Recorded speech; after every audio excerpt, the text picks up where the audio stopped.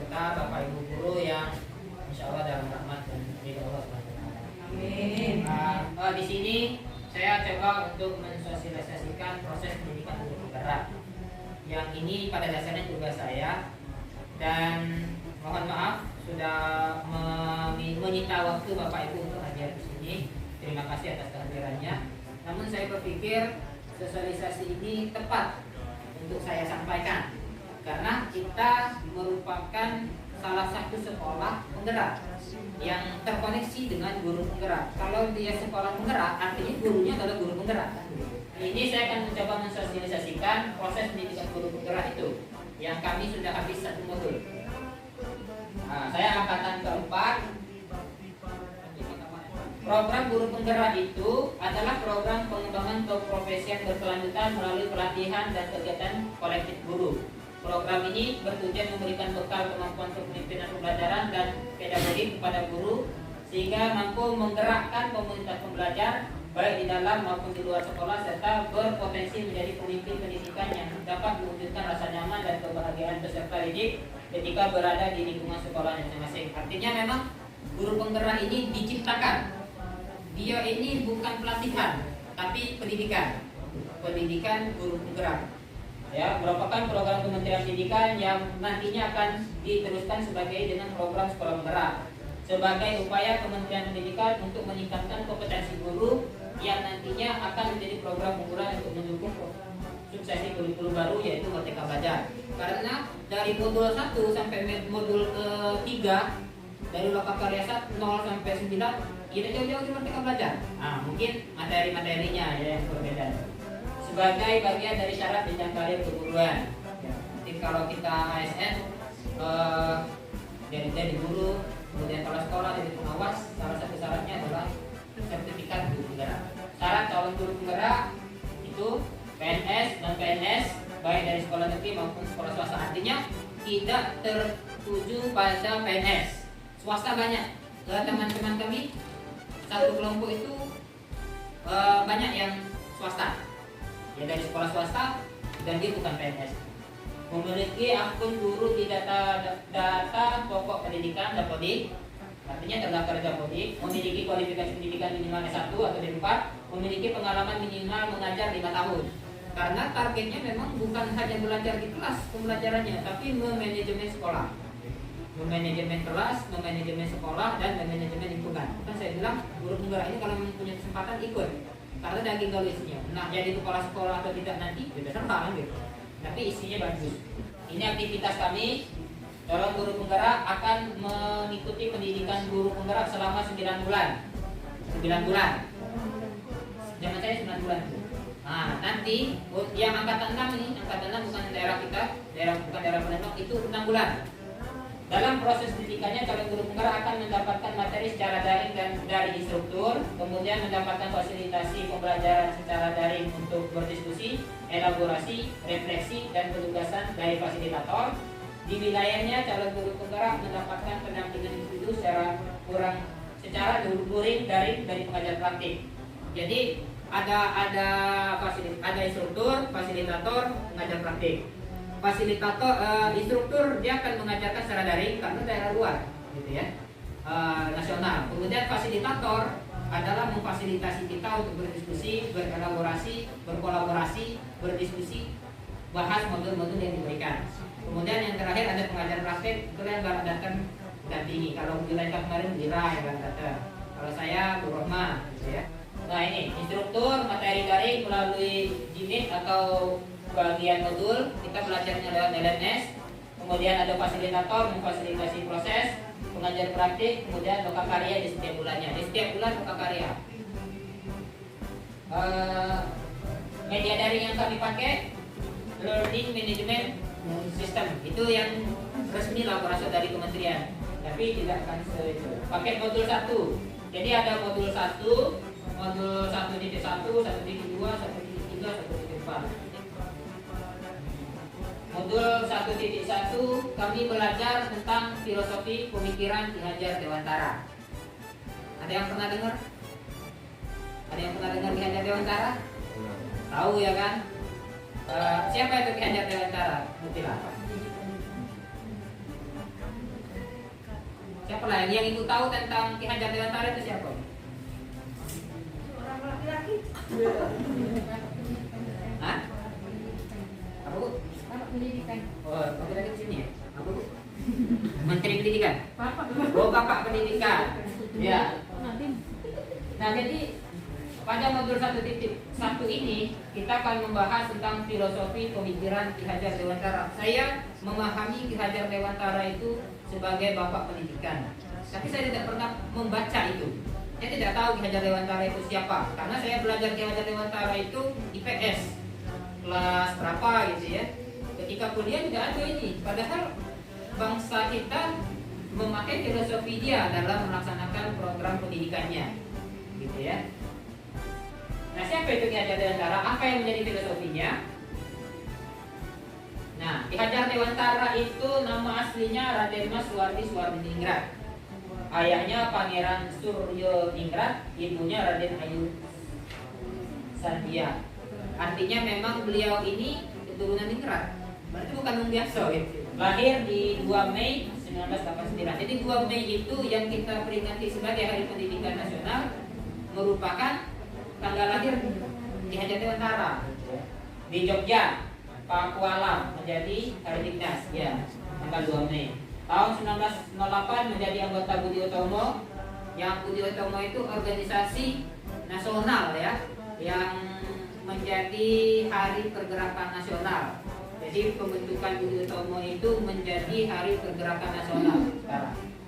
Kemudian 1913 diasingkan ke Belanda karena mengkritik pemerintah Belanda dengan menulis perintah. 1922 mendirikan Taman Siswa dan 1945 menjadi menteri pertama. Jadi menteri pendidikan pertama itu beliau.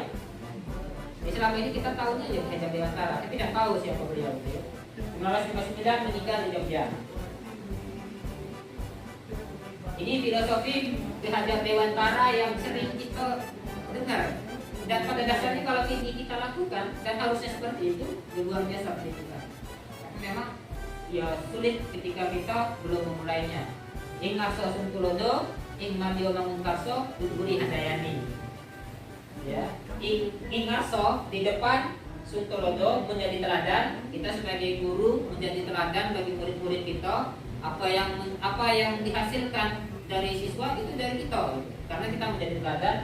Kemudian Hikmadia di tengah, kita bangun Karso menjadi motivasi, membangun kekuatan dan terus berkarya. Kemudian yang terakhir Tutburi Handayani di belakang memberikan dorongan.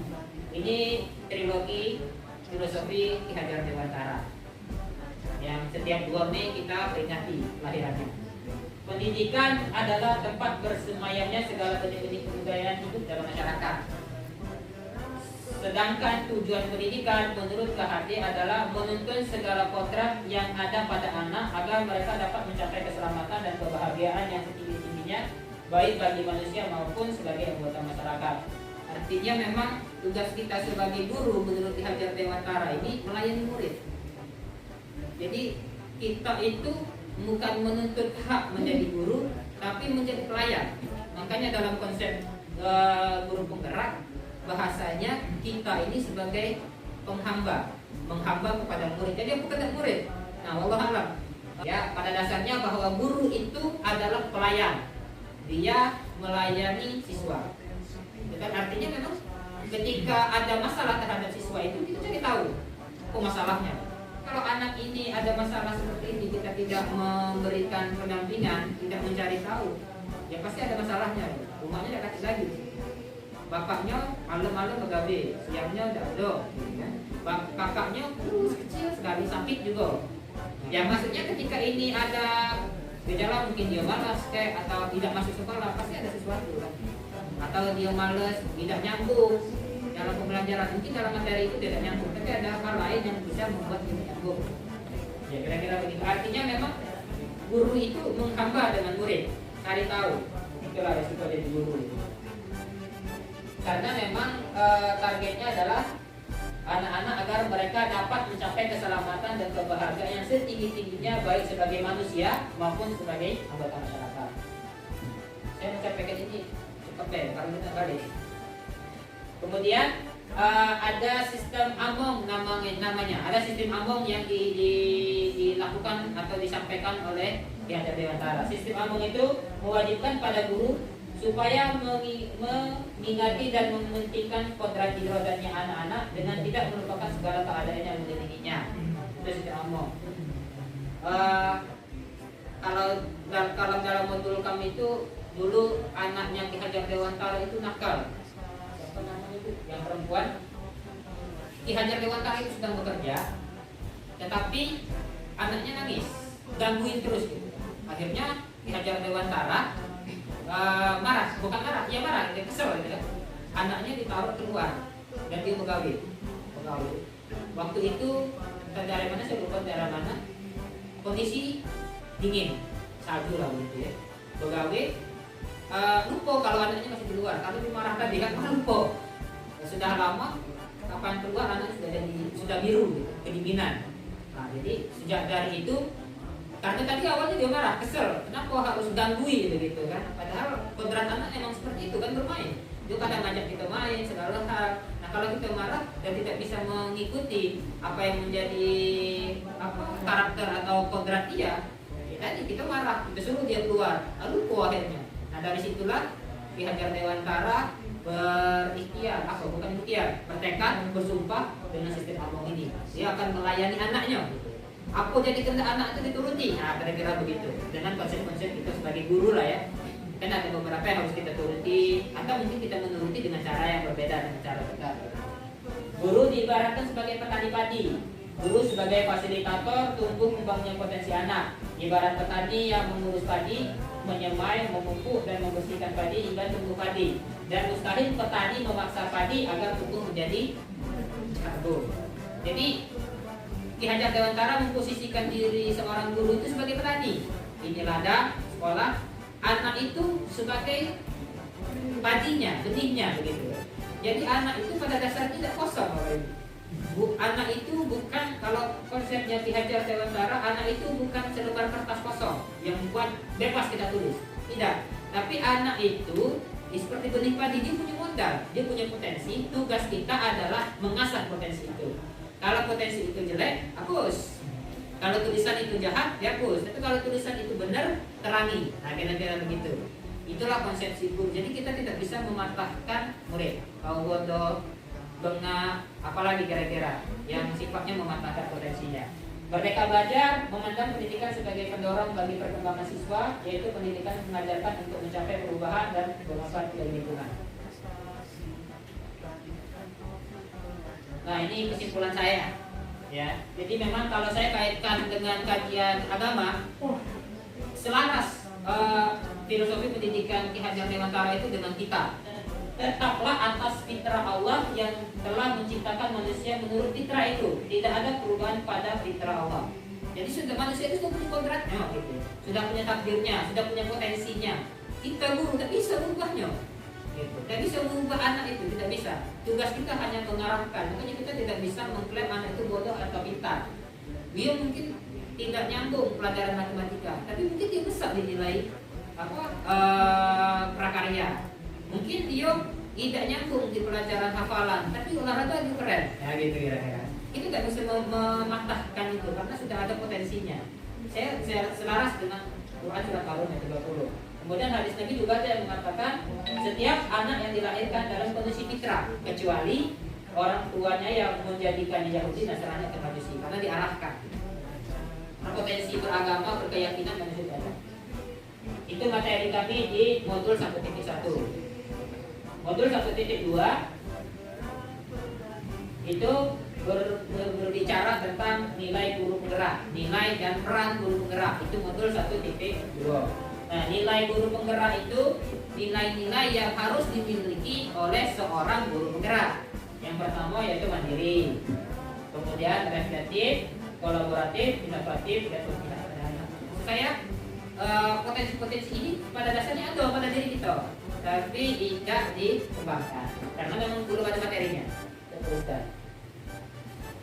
Kemudian peran guru penggerak menjadi pemimpin pembelajaran, menggerakkan komunitas praktisi, mendorong kolaborasi antar guru, menjadi coach bagi guru lain, mewujudkan kepemimpinan siswa. Visi guru penggerak itu ada di modul 1.3. Visi itu setiap guru hendaknya memiliki visi atau tujuan yang ingin dicapai di setiap kelasnya, dan sebagai guru hendaknya dapat melihat aset yang ada di sekolah sebagai kekuatan yang dimiliki sekolah. Ada banyak model pendekatan yang bisa kita lakukan untuk menentukan, memetakan visi misi sekolah itu, visi misi kelas. Anak ini macam mana, kita harus bagaimana. Ada istilah SWOT. Apa itu? Ya, analisis SWOT ya. Ada kekuatan, weakness-nya kelemahan, kemudian ada peluang dan ancaman. Tapi di guru penggerak ada istilah yang berbeda. Maksud saya ada pendekatan tersendiri. Pendekatan SWOT ini kan sudah lama. Setiap kita sudah ada, sudah tahu begitu kan. Tapi dia masih membaca kelemahan dan ancaman, sehingga kadang kelemahan itu lebih besar daripada peluang. Akhirnya kita tidak jalan-jalan, kita menentukan visi, kemudian kita men-SWOT, menganalisis, kita petakan ini peluangnya, ini ancamannya, ini kelemahannya, ya, ini kekuatannya. Tapi ternyata setelah kita petakan, kita fokus pada kelemahan, sehingga kita tidak melangkah-langkah. Nah, pada guru penggerak kita punya bahasa tersendiri pendekatannya, yang disebut dengan inquiry apresiatif, yang itu pendekatan fokus pada kekuatannya. Anak ini punya bisa apa, walaupun dia nakal, dia pintar di olahraga, maka pendekatan kita ke situ, begitu. Jadi bukan kita marahi karena dia udah baca-baca, tapi kita motivasi agar nanti dia jadi pengolahraga yang baik. Kira-kira begitu berasa ya. Adalah sebuah pendekatan kolaboratif dalam melakukan perubahan yang berbasis kekuatan dan pendekatan IA. Percaya bahwa setiap orang memiliki sisi positif yang dapat memberikan kontribusi pada keberhasilan. Kalau pendekatan IA ini ada metode sendiri namanya Bagja pada dasarnya. Nah, modul terakhir yang kami pelajari itu modul 1.4, budaya positif. Budaya itu apa budaya? Budaya apa? Budaya itu kebiasaan. Positif itu baik. Jadi kalau budaya positif berarti kebiasaan-kebiasaan baik. Jadi kita bahas itu di modul 1.4-nya.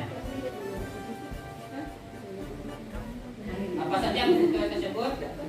Bahwa setiap tindakan murid dilakukan untuk memenuhi kebutuhan dasar mereka yang berbeda-beda dan agar menjadi individu yang selamat dan bahagia. Ini kebutuhan dasar manusia. Yang ini juga merupakan kebutuhan dasar anak-anak didik kita. Pertama, survival. Benar, survival kan? Kebutuhan bertahan hidup. Jadi ketika dia tidak misal kebutuhan bertahan hidup itu lapar, ya kan, sandang, pangan, papan. Ketika dia tidak mendapatkan itu, maka dia akan mencari sendiri. Jangan lagi kalau dia dapat makan di maling, jual koran, jual tisu dan seterusnya. Nah, harus kita pahami hal seperti ini sebagai guru. Kemudian belonging. Belonging. Cinta dan kasih sayang. Ya, jadi anak-anak didik itu sama seperti kita. Ingin dicinta, ingin disayang, gitu ya. Jadi memang ada beberapa anak kalau kita marahi dia malah nakal, malah marah gitu. Ya sama seperti kita. Karena kalau kita dimarah kita malas. Nah, karena memang dasarnya manusia itu bukan untuk dimarahi, tapi untuk dicintai dan disayangi. Kemudian power, kekuatan, gitu kan. Kemudian freedom, kebebasan. Yang terakhir adalah fun, senang. Ini adalah kodrat manusia. Setiap kita butuh itu. Nah, setiap kita butuh kelima ini, dasar ya. Kemudian ada posisi kontrol. Nah, untuk mengkontrol itu tadi ada posisi kontrol namanya.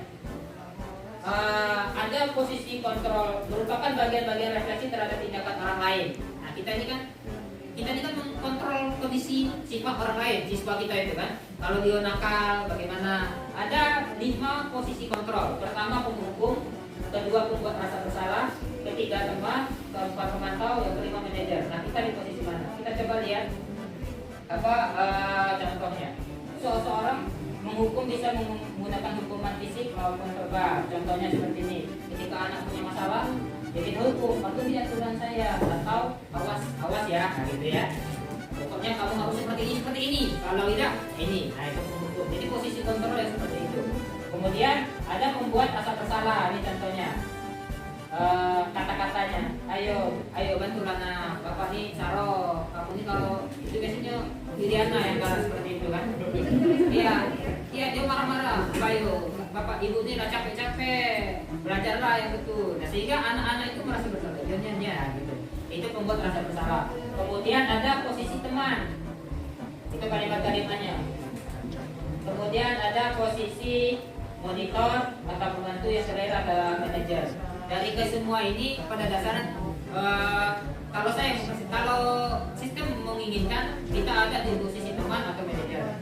Ya kita memposisikan itu. Tapi saya mempersepsikan bahwa kelima ini boleh kita terapkan kalau saya. Karena ada anak yang memang harus dihukum. Nah, kalau kita rayu-rayu, kita bujuk-bujuk, itu tidak kepala. Banyak anak yang seperti itu. Nah, tapi kalau sistem menginginkan, ya kan? Tapi sistem menginginkan kita berada di posisi teman atau manajer. Kita itu menjadi teman anak-anak, kemudian jadi pengayom. Nah, pinginnya seperti itu dan seharusnya memang seperti itu. Nah, ini ada segitiga restitusi. Segitiga restitusi ini merupakan terusan dari 5 kontrol. 1, 2, 3, 4, 5 yang keenamnya ini.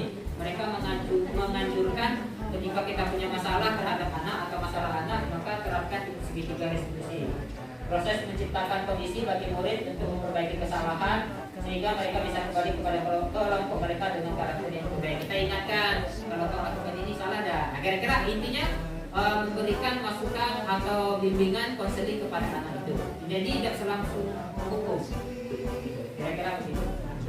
Halo semuanya, nama saya Evista Lestari. Saya siswa kelas 6 di SD Negeri 139 Palembang. Belajar jadi asyik dengan bermain dan bernyanyi. Alhamdulillah kami pernah dipandu dengan belajar cara itu. Keyakinan kelas kami yang membuat menjadi keyakinan diri kami untuk Oke, nama saya Mira Madani Isnin. Saya guru SD Negeri 139 Palembang. Pak Joni sebagai guru penggerak, menurut saya sudah ada peningkatan dalam hal pemahaman tentang pendidikan ataupun pengelolaan kelas. Misalnya dalam pembelajaran sudah menggunakan media pembelajaran yang berpusat pada murid dan permainan ataupun dengan metode lain. Begitupun juga sosialisasi yang disampaikan memberikan pengetahuan baru bagi saya sebagai guru agar menjadi benar-benar guru. Membudayakan hal positif sebagai pembiasaan yang nantinya menjadi keyakinan. Terima kasih. Guru penggerak majukan pendidikan, guru penggerak menghamba para murid, kreatif rancang pembelajaran, hargai potensi tingkatkan prestasi, lahirkan profil pelajar Pancasila. Belajar bergerak berbagi untuk negeri, kita menjalin kolaborasi. Belajar bergerak berbagi untuk negeri, demi bakti pada Ibu Pertiwi.